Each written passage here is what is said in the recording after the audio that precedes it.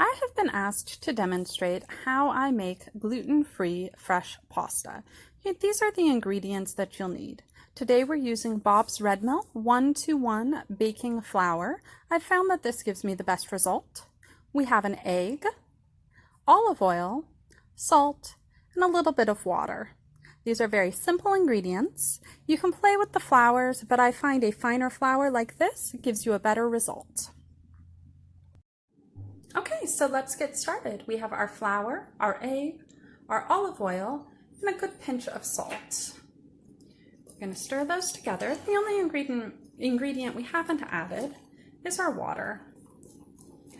The water may or may not be necessary depending on the humidity in your kitchen, because that's going to affect how much moisture is actually in your flour. So we're going to mix it together. It's going to look a little bit dry. We'll get our fingers in there. So we see how it's kind of crumbly. So that's a good indicator that we want to add just a teeny bit of water, but we're going to be really, really judicious. Okay. So now that we've added our water, I'm going to keep kneading, and I made it sticky.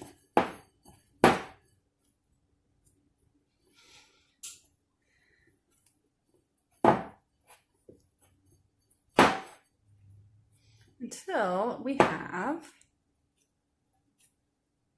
a cohesive dough. It doesn't have to be that well kneaded. And it's okay if it's just a teeny bit sticky. You don't want it too sticky. You want it to be not too soft. So you don't want it to kind of just squish apart. You want it to be fairly firm, but not as firm as, say, a pie dough.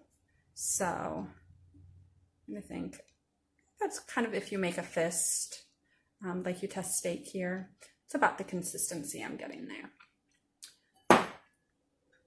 Okay, so now we're ready to roll out.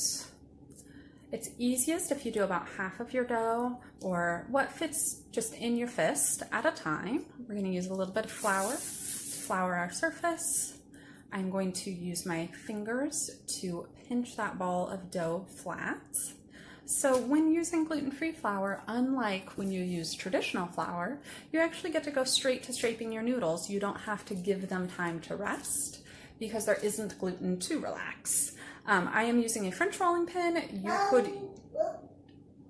You could use any type of rolling pin that you have, a conventional rolling pin, this French pin, bottle of wine, whatever is convenient.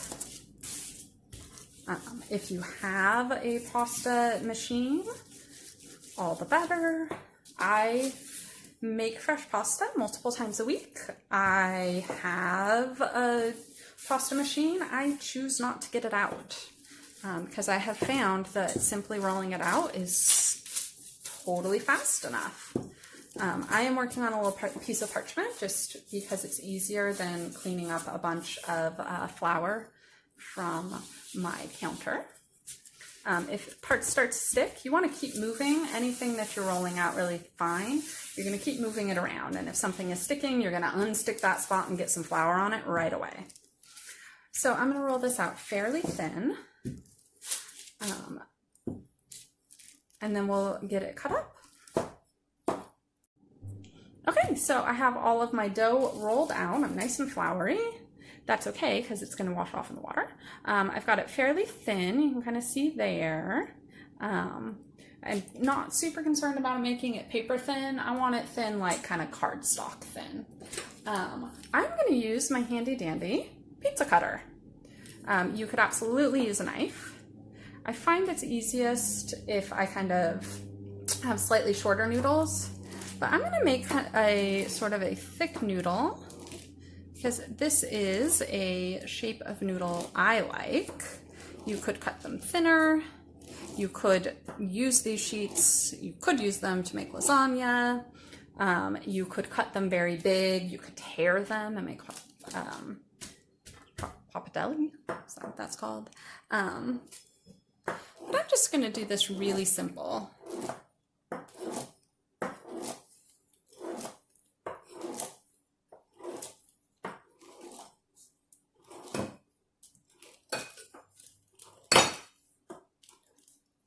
into my flour bowl.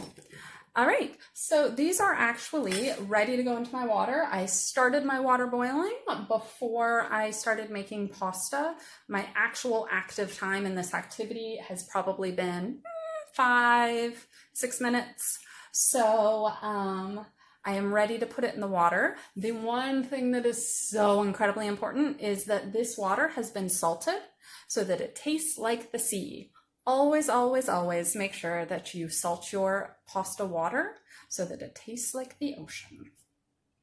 Okay, so you can see our pasta is floating.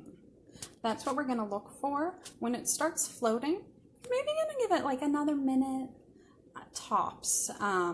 Fresh pasta usually takes about 3 minutes from the time you put it in the water. Once it's floating, you can take one out, taste it, make sure that it feels done to you. If it needs a little bit longer, that's fine. And remember, even in 16th century Transylvania, they let us know that the diners wait for the pasta, not the other way around. So start cooking when everybody is ready, maybe even sitting at the table. Okay, here is our finished pasta. I'm gonna throw a nice little pat of butter on there.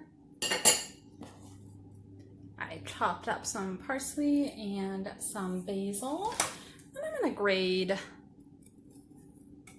a little bit of a nice hard cheese on top. You can eat this any way you like. It is good with sauce. It's good like this, maybe with a little garlic. And that is it. Thanks so much for joining me.